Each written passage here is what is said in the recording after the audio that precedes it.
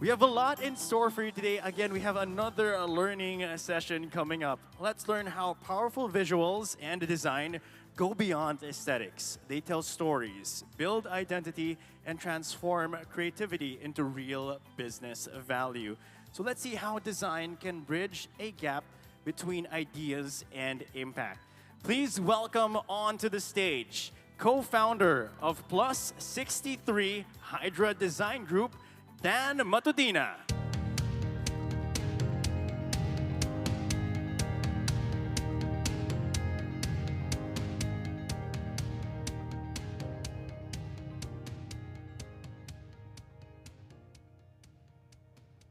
Hello.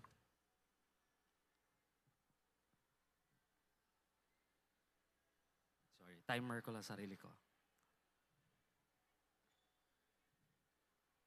Hello, thanks again for inviting me. I'm Dan Matutina, I'm a designer and illustrator, and today I was assigned to give a talk about creative design that connects. So I'm an illustrator. I guess what an illustrator is, we create images, and most of the time I work I work as myself, by myself, as an illustrator. So normally I would just create visuals such as this, but I also run a design studio called Plus63. So in terms of like the scale of the work, it's a bit smaller but bigger than just being by myself. So Plus63 is a design studio, so may illusion ako na magpaka-cool. That's why we have this outfit. And normally, that's our thing. When we go outside and if it's official work, we work our uniform designed and made by Carl Jan Cruz. He's a local designer, by the way. So here are some of the works that we've done more recently. Yan yung ID namin. Totoo yan.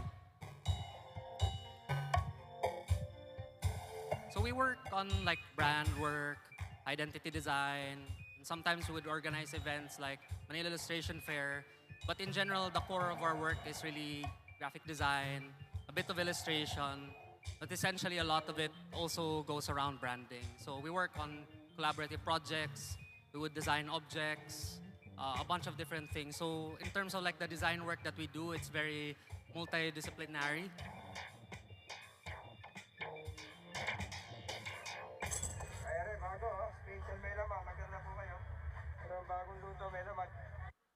So we work with design institutions. We work on designing objects for different products, like for packaging. We also develop typefaces. So we did the rebrand for Fighting Maroons almost 10 years ago, more than 10 years ago. And I collaborate with different brands, and some of our works have been exhibited. And one of the more recent ones was for the 50 years of Philippine design at the National Museum by the Design Center of the Philippines. And as Plus63, the thing about us is we're not a big studio. So one of our answers was to form a collective called Hydra, wherein we work with other design studios like InkSurge, KM, and Acid House. And it's a multidisciplined collective wherein we collaborate on different projects together. So our lobby before was a donut shop called Poison, rest in peace. But now it's a ramen and coffee shop as part of a lobby of a studio. And so that's the core of the work that we do. This is a background of what I'm doing para lang alam nyo kung ano yung pinagsasabi ko. And so we do ramen. So apart from just designing the concept, we also design everything about the space, the food, and the products. And so today, the talk is about design that connects. And essentially how I sort of define it is this. This is my personal, this is the definition of design that I subscribe to, wherein there's a lot of technicalities, there's a lot of skill, craft, and sometimes science involved in it. But at the end of the day, the way I see design that connects is that if the final output is clever or there's a sense of cleverness to it. So how do we try to do it in the studio? So there are 5 steps when we work on design projects, and for each step, I'll show some sample of the work that we've done. So the first step, I would say, is, for me personally, is the most important because you can't design in a vacuum. So when you design, you need to know what the insight is, what the client wants, and what the stakeholder wants for the project. And so first, listening. So listening doesn't necessarily mean that you just listen to what the client tells you. It means when they tell you something, when you go through research, you can identify the answers and see which answers are actionable. And at the core of it is asking great questions. Sabi ni E. Cummings, always the beautiful answer who asks a more beautiful question. So how do you ask these questions? So for us in the studio, for this specific project for EVMC, we went through, like, we call this a brand sprint workshop, which is inspired by Google Ventures brand sprint framework. So we ask a lot of questions to our clients. We ask them what represents them, what value represents them, and sort of look at the competitive landscape, and sometimes go through a whole research process to come up with the best solution for a project. So for them, EVMC is a 100-year-old public hospital in my province. So we work on this project pro bono because I'm from there and I wanted to help the hospital. So we'd go through the whole process of talking to the stakeholders and even creating these illustrations just so they'd understand what branding or design is. Because the thing about working with some government institutions is that they're not familiar with design. So we make it more palatable or understandable for them. And so the interesting thing about this project is that, for example, EVMC, the old logo is not so nice. So when they rebranded, it was sort of like part of the challenge for us was to make it more professional, but also very meaningful for the province, for Leyte and Samar.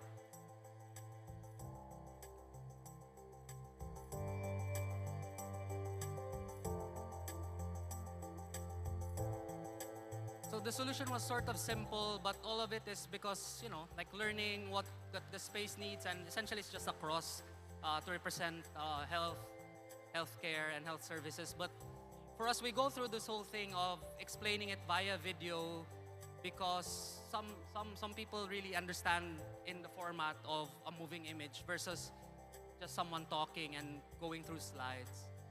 So this was for EVMC, and this project took a while because the hospital changed regime and they had to stop it. And then just last year, it was approved and launched again. And so the next part is processing. Like after you listen to a project, how do you process the brief or how do you process the research? And for us, sometimes after reading through the whole brief, the client brief, or talking to the client, sometimes it's easy for us to spot what needs to be done. And in this case, for Bose Coffee, it was quite easy for us from the beginning. Bose Coffee, I know everyone's familiar with it, but I'll just go through the whole thing, what they stand for. And this is their logo. This were their logo. So it's essentially the same, but the challenge with Bose is that the coffee part becomes a bit unwieldy when they try to lock it up. Say, for example, in the shops. So Bose is a different lettering and coffee is a different typeface. So there was sort of like a problem when they scale the identity for Bose Coffee. So for us, when we were looking at through the whole brief, we immediately know what we wanted to do. So we showed Steve, the client, na, oh, maybe this is the direction we should go for. Like all these rebrands that happened before, it wasn't so far from the original logo. And I guess there's more crafting involved in the project. So that's what we did for Bose Coffee. Like compared to the previous one, wherein there was a whole process of learning and studying. This one was a bit easy when we looked at the brief. So at the core of it, this was the intention. So this is what we'd send the client. So parang, okay, this is type-driven. We'll just refine the logo. Most of it will be retained because there's a lot of equity with the brand. So this is the result of the whole process.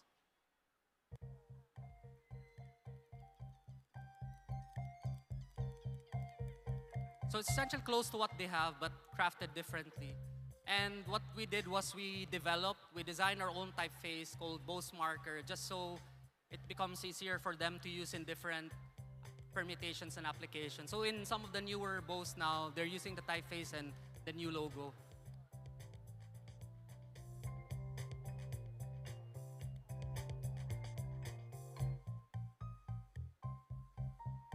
So yun, sometimes it's not so far from how it used to be, so it retains the heritage of the brand, and this is what we did for that specific project. And the next part is ideation. I guess I would say most people enjoy this part because it's the process of generating ideas. So after you listen, after you identify what needs to be done, creating the sketches and the draft is what most designers like doing. And so the specific example I'd say is Maya. We did the rebrand of Maya from Pay Maya. And this was very, I guess, interesting and different. Sorry, ito yung mga stupid things that we'd do. So sometimes talking to clients, ito yung gusto namin. Basta maganda, maganda, maganda.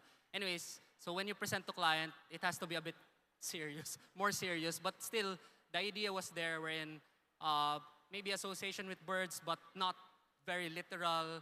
And so what was interesting about this project is that instead of going through the whole presentation wherein we design clean work, what we did was do this, like, okay, these are the different ideas and the permutations that we did. And if you notice, the first one on the upper left was already there when we were initially making it. And the thinking behind that was, instead of very literal bird, what if the bird parang tinuka niya yung text? So that's why we called the font that we developed Tuka. And the one with the diamonds are the initial shortlist that we did for the whole project. So if you notice, the reason why we go through this phase is that we can explore a bunch of things, a bunch of sketches, just so we go to the best solution for the particular brief, which is, we think, this.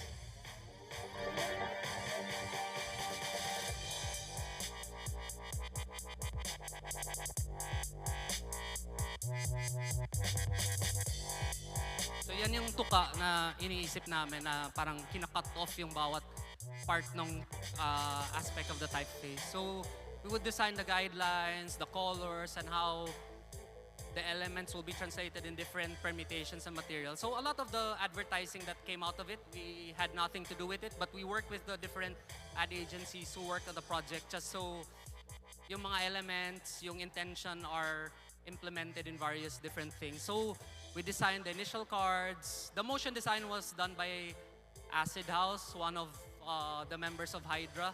And they were actually the ones who came up with yung money na nagluloop as part of the visual design of the logo. So parang ganun yung idea. And then one of the recent work that we did for them was the black card that they recently launched, the credit card. So we designed the card also together with the team from Maya, just so, you know, like from the ideation part, it becomes something like this. Yan. The fourth part is, I guess, the most tedious part of the whole process, which is craft. This is the most comprehensive, and then this is where most of the colors, the typefaces, the creative expressions aligned with the brands are created and designed. And so for this part, the one that I wanted to share is Kapihan. It's a Filipino coffee brand in Battersea in the UK, in London. And what's interesting about this project is that there was a lot of disconnect from the owners and us, because both of us are Filipinos, but they're based there and we're based here. So there was a lot of discussion about how do we present this brand wherein the designer is a Filipino, and when we see this certain objects like jeepney, we don't want it to be as literal as how they would see it from there. So yun yung inisip namin. So how we went around it was that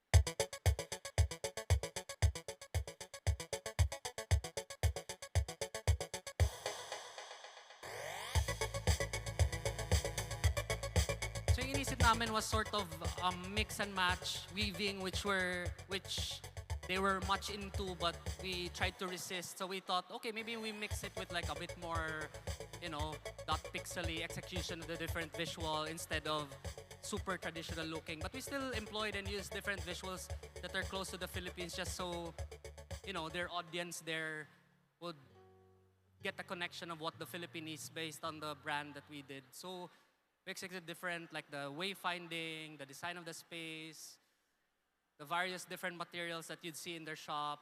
So parang the name is very literal, diba? Kapihan Coffee, but we wanted, the different brand expression and permutation to be at the core of it very Filipino, but also very refreshing if you're a Filipino seeing it in the UK.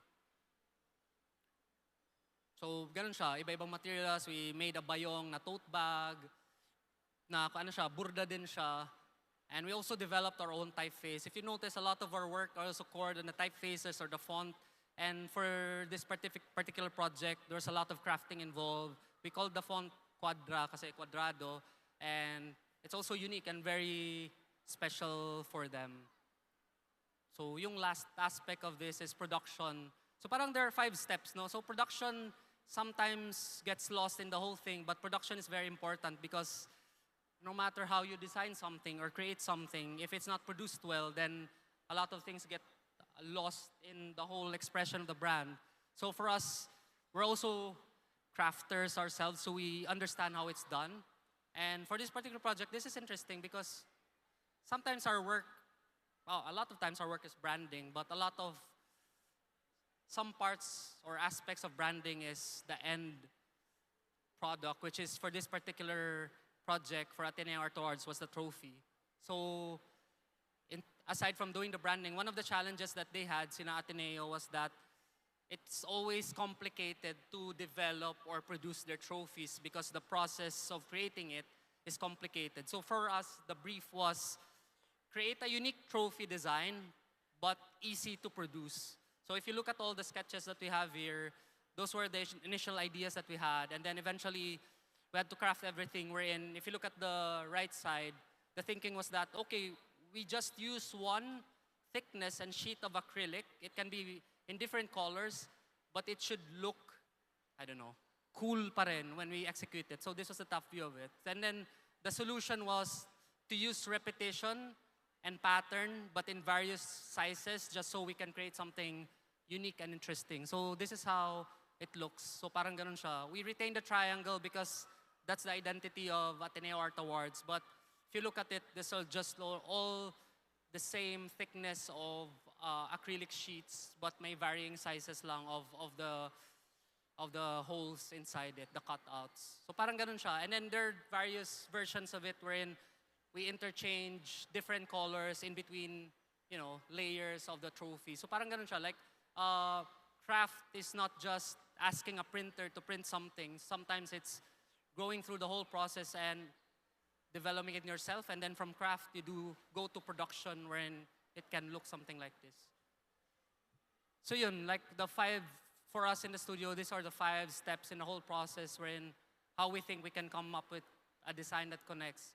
Which is first is listening, second part is processing, the third part is ideation, fourth part is craft, and the last part is production, which is as important as the rest. I'll end my talk with this quote. Sabi ni Edward de Bono, there's no doubt that creativity is the most important human resource of all. Without creativity, there will be no progress and we'll be forever repeating the same patterns. And for us in the studio, we believe in this because if we design or we create work that's always the same, then we're not pushing ourselves and we're not pushing our clients and not pushing the industry forward. And thank you. If you have questions, just let me know. I'm done. Round of applause for Dan. And Dan, please do stay on stage. You can hear the round of applause. It's truly inspiring, the work you've put in. Can we have you in the center, Dan, please? I'm sure we have a lot of questions, but there'll be one prevailing one before we proceed to your photo op. Now, before anything else, let's have you right in the middle so everybody can see you and have a photo op. Now, Dan, I do have to say, the storytelling in your creative process is impeccable. I wish people would make more movies because there's a beauty in the process in telling the story as to why you create something. With everything if you shared with everybody who's been inspired today, what is the key message or key takeaway you'd like them to have with what you've shared with everybody today? I think the key takeaway is that, specifically for us, I guess, is that when you design something, you don't design in a vacuum, wherein parang it's different from art na you just create something and hope people understand what you want to say or express. But in design, you have to talk to the client. There has to be a lot of conversation between the client and designer because you can only design if you understand. I mean, you can only design well or create something that connects with the audience if you understand the client. And the client, of course, approves your work. So in other words, be understanding and how to express yourselves as well. Yeah. Okay. Well, he's here if you have questions. Give him a round of applause, everybody. Thank you. Dan will have you in the center. Photo ops, of course. We request our photographers, videographers as well, to take photos.